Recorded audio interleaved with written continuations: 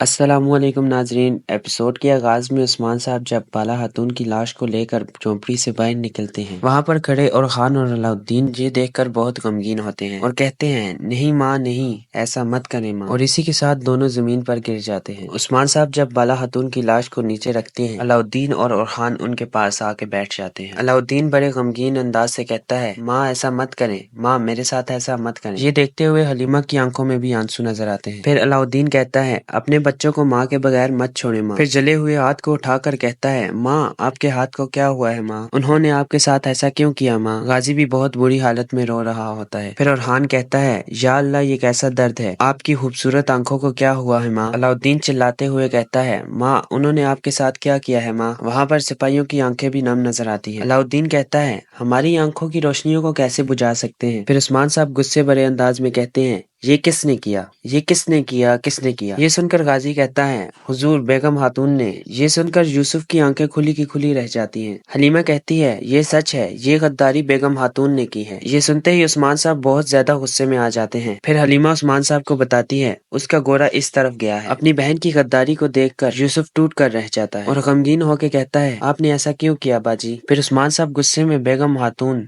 बेगम खातून, हाँ बेगम खातून कहते हुए वहाँ से निकल जाते हैं और आगे बढ़ते हुए कहते हैं, मैं उसके लिए जहन्नम बनूंगा। फिर उस्मान साहब वहाँ से बड़े गुस्से बड़े अंदाज में वहाँ से निकल जाते हैं। यहाँ पर हमें उस्मान साहब जबकि बाकी सिपाही भी उस्मान साहब के साथ साथ जाते नजर आते हैं। फिर हमें दिखाया जाता है कि बेगम खातून अलबाई तक जा पहुंची हैं। फिर अलबाई कहता है, बाला नहीं है, क्या उसे जमीन खा गई या आसमान, लेकिन तुम फिक्र न करो, सोफिया दूसरी तरफ देखने गई है, हम उसे चारों तरफ से घेर लेंगे। बेगम खातून मुस्कुराते हुए कहती है, अलबाई मैंने उसे मार दिया है। खातून ये क्या कह रही हो तुम। बेगम खातून कहती है, मैंने उसे मार दिया है, बाला जिस अंजाम की मुस्तहिक थी वो उसे मिल चुका है। फिर हमें अलाउद्दीन दिखाया जाता है जो कि बड़े गमगीन हालत में माँ माँ माँ पुकारता है। गाजी भी बड़े गमगीन हालत में फिर कहता है, मैं आपको बचा नहीं सका, मैं वक्त आने पर आपके पास नहीं पहुंच सका। ये देखकर हलीमा भी बहुत ज्यादा गमगीन होती है और सोचते हुए कहती है, जिस दर्द से मुझे गुजारा गया तुम्हारे बच्चे भी उसी दर्द से गुजरेंगे बाला। ये कहते हुए वो अपने आंसू साफ करती है, जबकि अलाउद्दीन का रो रो कर बुरा हाल हो जाता है और वो कहता है, ये कैसा दर्द है या अल्लाह।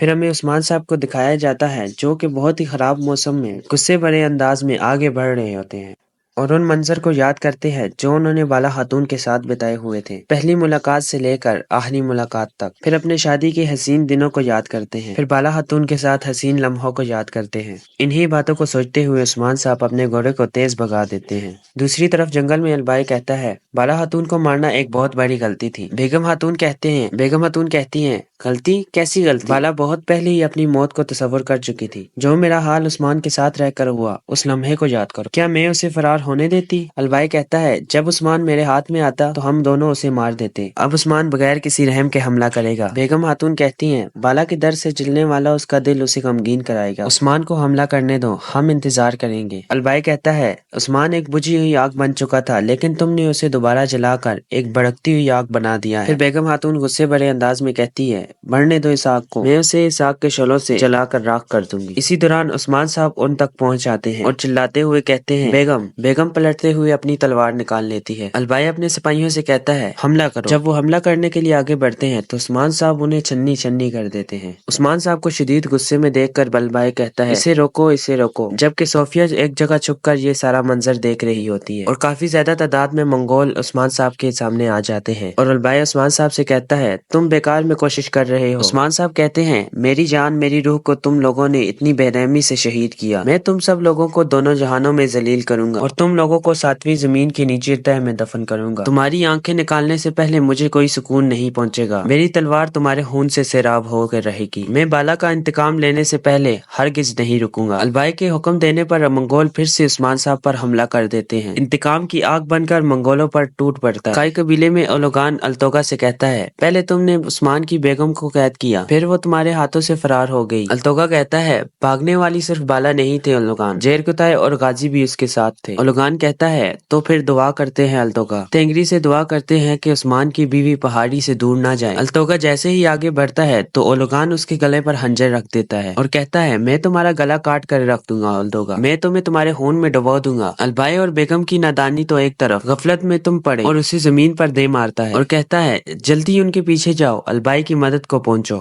और जेर कुताई के साथ साथ उसके बच्चे को भी मार डालो, लेकिन मैं उस्मान की बीवी को जिंदा चाहता हूँ, दफा हो जाओ यहाँ से। ये सुनते ही अल्तोगा वहाँ से चला जाता है। जंगल में उस्मान साहब बहुत ही गुस्से में मंगोलों से लड़ ही रहे होते हैं कि वहाँ पर ओरहान भी आ पहुंचता है और तीरों के साथ मंगोलों को जहन्नम वासिल कर देता है। ये देखकर बेगम खातून बहुत डर जाती है और उस्मान साहब का फेंका हुआ खंजर उसके हाथ पर जा लगता है। अलबाई कहता है बेगम खातून यहाँ से चलते हैं। ये देखकर सोफिया कहती है तुर्कों को आपस में लड़ते हुए देखकर ज्यादा लुत्फानंदोज मंजर कोई भी नहीं है। तुमने मेरी साजिश को नाकाम कर दिया बेगम, अब अपनी जिंदगी खुद बचाओ। जबकि ओरहान और बुरहान तीर मारकर मंगोलों को जहन्नम वासिल कर रहे होते हैं। यूसुफ भी उनका बहुत साथ देता है। मंगोल मरते हैं और अपने अंजाम को पहुंच जाते हैं। ओरहान कहता है मेरे हुजूर वो कबीले की तरफ जा रहे हैं। उस्मान साहब कहते हैं चाहे वो जहन्नम के दरवाजे में क्यों ना चले जाएं, मैं उन्हें वहां भी ढूंढ लूंगा। जिन्होंने मेरी बाला के साथ ये सलूक किया वो सब के सब मरेंगे। ये कहते ही उस्मान साहब आगे की तरफ बढ़ जाते हैं। फिर हमें अलाउद्दीन को दिखाया जाता है जो बाला खातून की लाश को कई झंडे में लपेट कर मेरे हसीन बालों वाली माँ, मेरे गुलाब के फूल जैसी माँ, उन लोगों ने आपके साथ ये सब क्या किया है, उन्होंने आपको तकलीफ पहुंचाई है माँ, अब मुझे बताएं मैं क्या करूं, मैं क्या करूं। अगर मैं कोशिश करता हूँ कितनी ही रियासतों को फतह कर लेता हूँ। आप होती तो मैं ये सब करता, आप होती